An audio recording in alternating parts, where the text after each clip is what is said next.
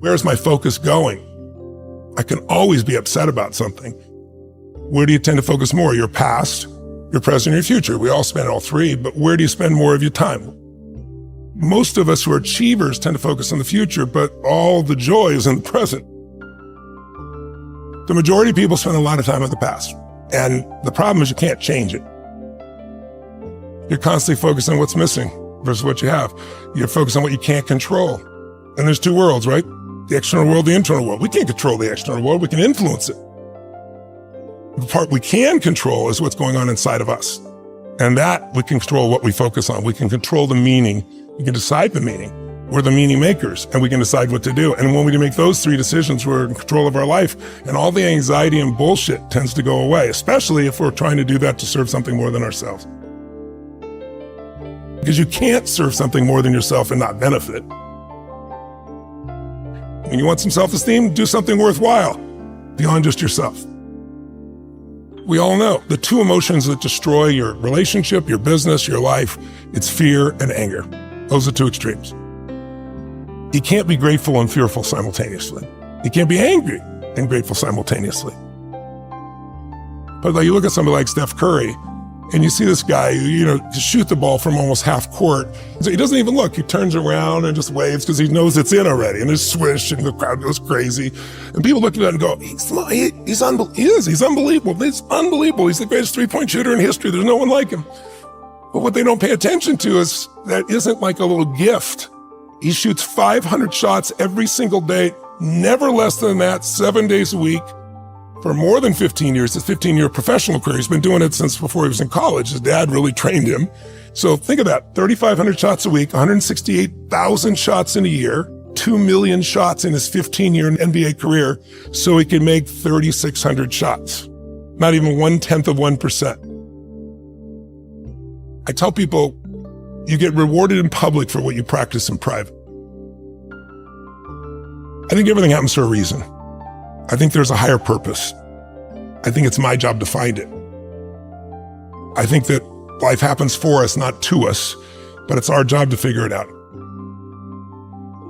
You're going to battle with internal things within you and external things, but if you keep going, you're going to eventually slay your dragons and you come out the hero of your own life and you have something to share that isn't bullshit. It's not something you read somewhere. It's something you've lived. Something you want. And everybody can feel you've lived it because it's a different level of ownership, And then, by the way, as soon as you do that, it happens again.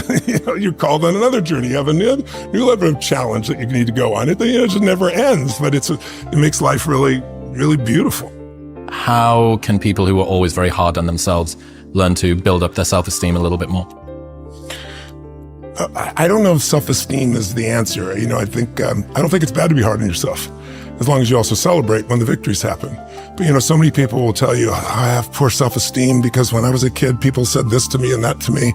It's convenient that we remember those things and not the positive things that also occur, obviously.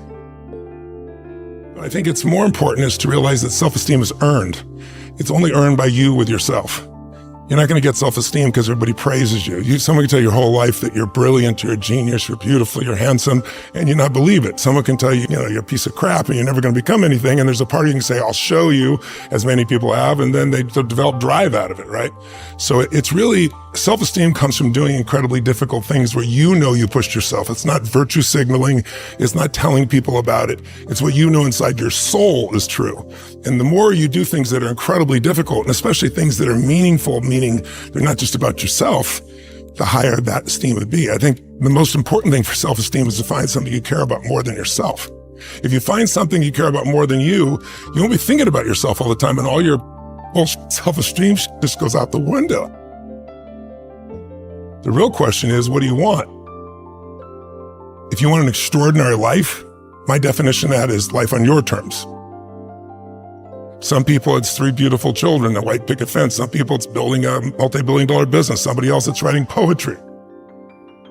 Instead of looking for somebody else, it's like, okay, what do you really want from your life?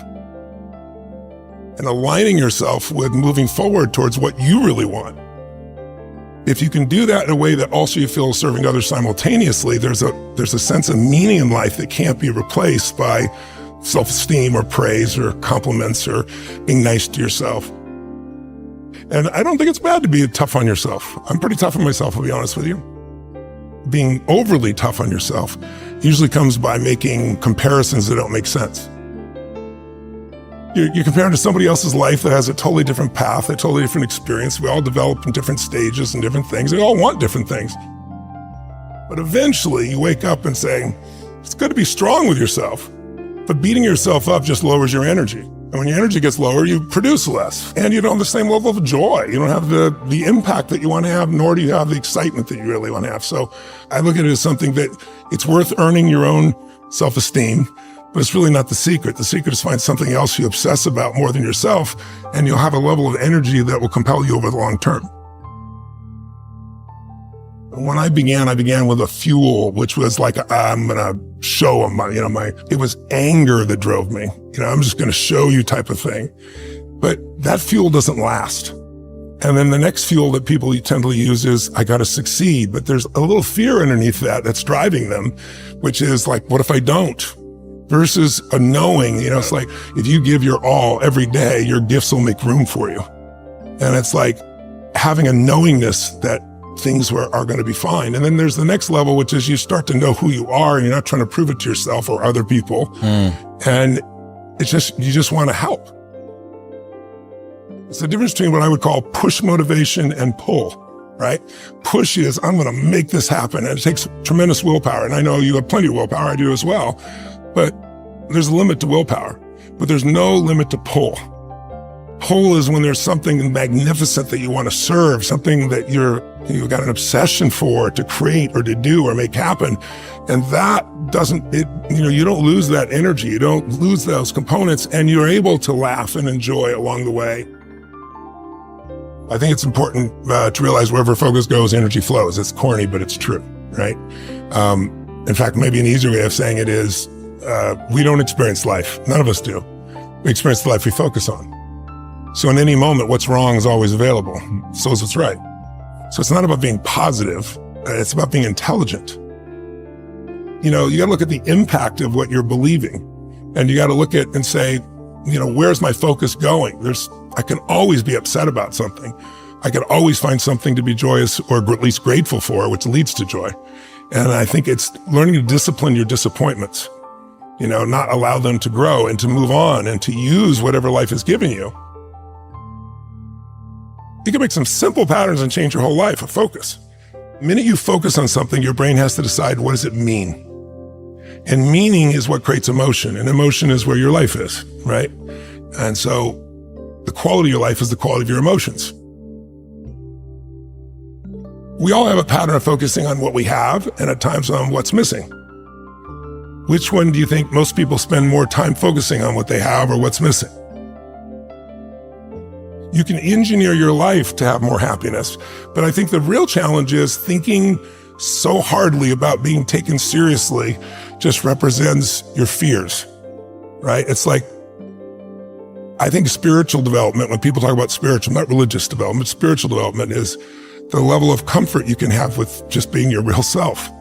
And I think that's not an easy task, because we all are trying to be something, but we already are that something we're trying to be. That doesn't mean you can't be better, but it's like accepting and appreciating what you really are, and instead of projecting, something else, takes a lot of pain out of your body, takes a lot of wasted energy out.